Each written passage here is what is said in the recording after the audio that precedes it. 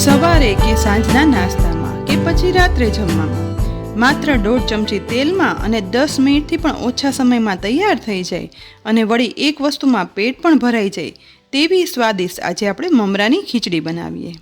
આજે બધી સામગ્રીનું માપ છે ને 2 વ્યક્તિ ખાઈ શકે ને તે રીતે લીધું છે. સ્વાદિષ્ટ મમરાની ખીચડી બનાવવા માટે શરૂઆતમાં મેં અહીં એક મોટી સાઈઝના બટેટાના છાલ ઉખાડી આ રીતે કટ કરી અને નાના ટુકડામાં સમારી રાખ્યા છે અને તેને પાણીમાં રાખ્યા છે જેથી બટેટાના ટુકડા છે ને તે કાળા ના પડે. તેની સાથે એક મીડિયમ સાઇઝની ડુંગળીના નાના ટુકડામાં સમારી લીધી છે. સાથે 2 ટીસ્પૂન જેટલા ફ્રોઝન લીલા વટાણા લઈશું અને 1 લીલા મરચાંના ઝીણા સમારેલા ટુકડા લેવાના છે.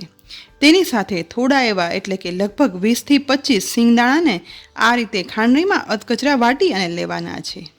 બનાવવાનું શરૂ કરીએ, જેના માટે ગેસની લો ફ્લેમ પર કઢાઈમાં 1.5 ટેબલસ્પૂન તેલ ગરમ કરવા માટે ઉમેરશું. ગરમ થતાં તેલમાં અડધી ટીસ્પૂન રાઈ ઉમેરશું, સાથે અડધી ટીસ્પૂન જીરું ઉમેરી દઈશું અને મીઠા લીમડાના પાન પણ ઉમેરશું. વધારે સહેજ મિક્સ કરી દઈશું અને વઘારમાં રાઈ જીરું ફૂટવા લાગે ને એટલે તેમાં અધકચરા વાટેલા સિંગદાણા ઉમેરી દેવાના છે. હવે સિંગદાણાને વઘારમાં મિક્સ કરી અને શેકશું. આ ખીચડી એકદમ જલ્દી બની જાય છે અને મમરા તથા સોફ્ટ બટેટા સાથે સિંગદાણા ઉમેરીએ ને એટલે થોડી ક્રન્ચીનેસ પણ આવે. માત્ર અડધી મિનિટ મિક્સ કરી અને શેકતા હવે સિંગદાણા છે ને તે ગોલ્ડન બ્રાઉન શેકાઈ ગયા છે. તો તેમાં સમારેલી ડુંગળીના ટુકડા ઉમેરી દઈશું. સાથે સાથે લીલા મરચાંના ટુકડા ઉમેરશું અને અડધી ટીસ્પૂન આદુની પેસ્ટ પણ ઉમેરી દેવાની છે. હવે બધું મિક્સ કરી અને અડધી મિનિટ માટે સાતળશું. અહીં આપણે ડુંગળી એકદમ વધુ નહીં સાતળીએ એટલે કે બહુ સોફ્ટ નથી કરવાની, પણ માત્ર થોડી એવી સાતળશું જેથી ખીચડીમાં ડુંગળી થોડી એવી કાચી પાકી ખાવાની બહુ જ મજા આવે અને સ્વાદમાં પણ સરસ લાગે. માત્ર અડધી મિનિટ સાતળ્યા પછી હવે તેમાં સમારેલા બટેટાના ટુકડા પાણીમાંથી કાઢી અને ઉમેરી દેવાના છે. સાથે ફ્રોઝન લીલા વટાણા પણ ઉમેરી દઈશું. હવે ફરીથી બધું વ્યવસ્થિત રીતે મિક્સ કરી દેવાનું છે. બધું મિક્સ થઈ ગયા પછી મસાલો પણ કરી લઈએ, જેના માટે 1/4 ટીસ્પૂન મીઠું ઉમેરશું, 1/4 ટીસ્પૂન હળદર પાવડર ઉમેરશું અને 3/4 ટીસ્પૂન લાલ મરચું પાવડર ઉમેરી દઈશું. અડધી ટીસ્પૂન ધાણા જીરું પાવડર ઉમેરશું. હવે મસાલા બધા ડુંગળી બટેટામાં વઘારમાં મિક્સ કરશું. મસાલા અહીં સરસ મિક્સ થઈ જાય ને એટલે પછી કઢાઈનું ઢાંકણ ઢાંકી ગેસની લો ફ્લેમ પર માત્ર 4 થી 5 મિનિટ બટેટાને ચડવા માટે રાખીશું. અહીં બટેટા ચડવામાં પાણી કે બીજું કાંઈ જ નથી ઉમેરવાનું. માત્ર 3 થી 4 મિનિટમાં જ વઘાર ચડવાની એકદમ સરસ સુગંધ આવવા લાગી છે. તો કઢાઈનું ઢાંકણ ખોલીશું. બધું સરસ રીતે ચડી રહ્યું છે. તો હવે એક વખત બધું મિક્સ કરશું અને બટેટા ચેક કરશું.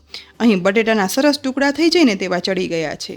બસ બટેટાને વધારે ચડવા પણ નથી દેવાના. હવે અહીં અડધી ટીસ્પૂન ગરમ મસાલા પાવડર છે ને તે ઉમેરી દેવાનો છે. જો ગરમ મસાલા પાવડરની હાર્ડ ફ્લેવર પસંદ ના હોય ને તો તેના બદલે કિચન કિંગ મસાલો પણ વાપરી શકાય છે.